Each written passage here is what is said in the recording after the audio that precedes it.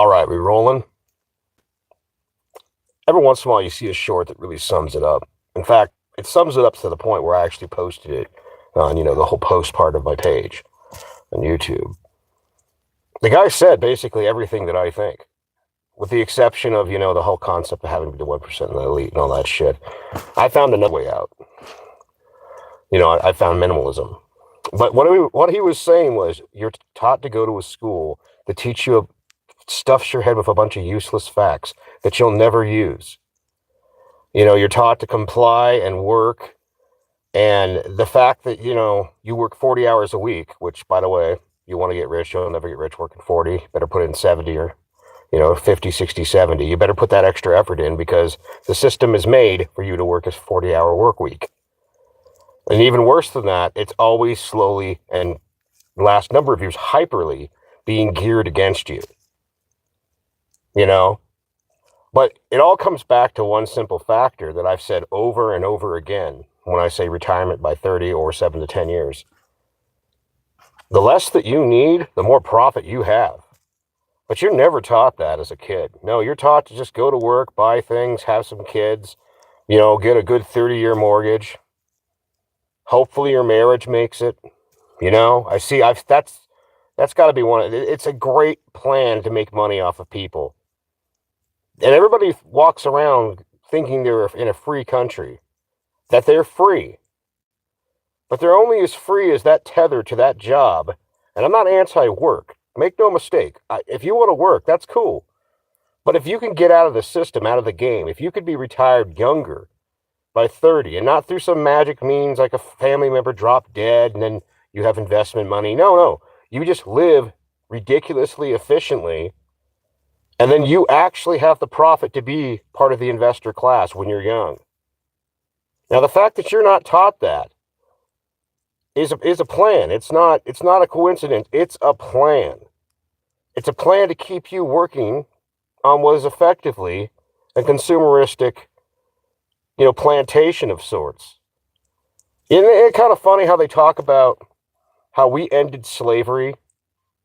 We fought a war to end slavery, but we just replaced it with, credit, interest, useless skills that you're taught. Like, look, when it comes to the school system, okay, I like history. It's interesting, but I don't know anybody that got a job because they knew whatever state history they came from. I don't know anybody.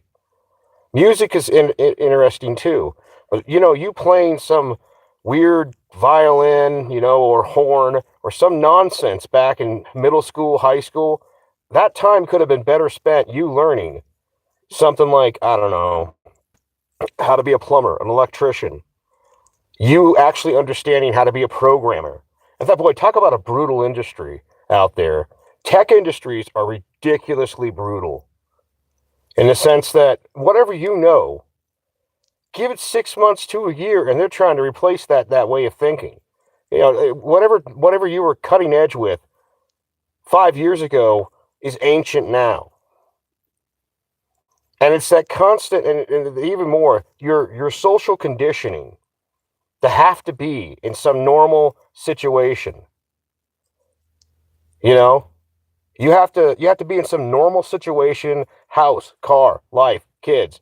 You have to be in the upper crust, all this crap, to be in some place that you can't barely afford. And then inevitably, when it fails, well, you better just start all over again with less of an advantage than you had when you first started out. That's, I saw how rigged this game was when I was a little kid. I've never been part of the accepted people. Sages are like that. Prophets are like that. And I'm not claiming to be either one, but I'm saying in that same respect, you have to be outside of society just to look at the machine that it is. Because most of you, being part of society, you are not something like me that can observe it. You are something that is a part of it. You are a piece of it. You are a part. And for the most part, there's a lot of you that will accomplish nothing but be an oil filter for society. You will be a shit filter of sorts to keep it going. They talk about some of those other countries, like with the caste system. Think about all the little people that kept that system going for thousands of years. Think about that. all the way down to the people that were the most disrespected, that moved the buckets of piss and shit around.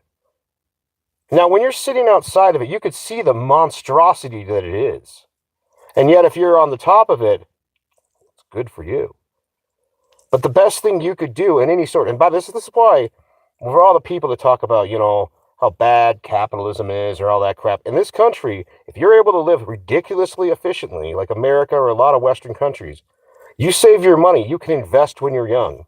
Your money could be making young. You could go from being at the very bottom, whether it's, the ghetto, trailer trash, or you're an immigrant from another country, legally comes here, to in 7 to 10 years, having enough money to be easily retired. Buy a cheap piece of land or a cheap house in some state. You make 1 year of working, not 30 years, not a 30-year mortgage, 1 fucking year of working, and buy an affordable house. Now, the fact that you weren't taught that, any of this, that was a plan. Just like the caste system had a plan to make sure if you came from a certain line, you would live just like your ancestors and just like your children in the same bad shit situation. And it's set up, the system's set up at this point to give you the illusion that you working and you doing the right thing will ever set you free. You waste how many years in school in America? 20 odd years? Well, not 20. Let's say 13 years of school, then another 4 years of college. So you waste pretty much 25 years, a quarter of your potential life. Not even a quarter, maybe a third if you only make it to 75. A third of your life in school, and a lot of you come out either with debt or no real skill that's worth a damn when you really think about it. Then, of course, you do the normie dance and get married. Meet somebody, have some kids, and hopefully that works out. But you have a system that is constantly telling your wife that she can do better than you. And a system that throws sex around to where your husband is being tempted 24/7. Now, I'll give some of those Islamic people credit for trying to keep a cap on that shit. Instead of poisoning their culture, poisoning their people, they try to keep a cap on some of these problems. But what I'm getting at with this is that after the marriage inevitably, like over 50% of the time, falls apart, or it's just a long-term miserable marriage with only about 15% chance of actual happiness, do you do the restart plan? And hopefully, you get your groove back and get all this, and you got to rebuild all your stuff. Your kids have a divided family. Your kids are already being spawn camped by the system, by that divorce, by your debt, by you being spawn camped to buy things, credit, debt, all this crap. You were being spawn camped. Now your kids, before they're even adults, are already through the media, the TV, the crap, the bad education, to repeat the cycle, to be the next living oil filter to filter shit for society. Now, do I blame the 1% for this? They're part of it. But I blame the average individual and their parents for being so fucking complacent, so conformist. Oh, we're all individuals. Deviate from the usual plan. Like when I do van life or trucking won't be there forever. And I'm able to save, God, if I made $100K that year and I live off of $5,000, people can't even fathom that, how you do it. No rent, no utilities. Buy actual food. Don't go out to eat for stupid things. A lot of times you're a better cook than people that are cooks these days. Cooking has gone down the fucking shitter, man. You're better than a lot of the solutions they make ready-made for you. You're actually better at it than they are. And yet you've been raised to want a servant. And that's really it. You want the lifestyle they showed you on TV.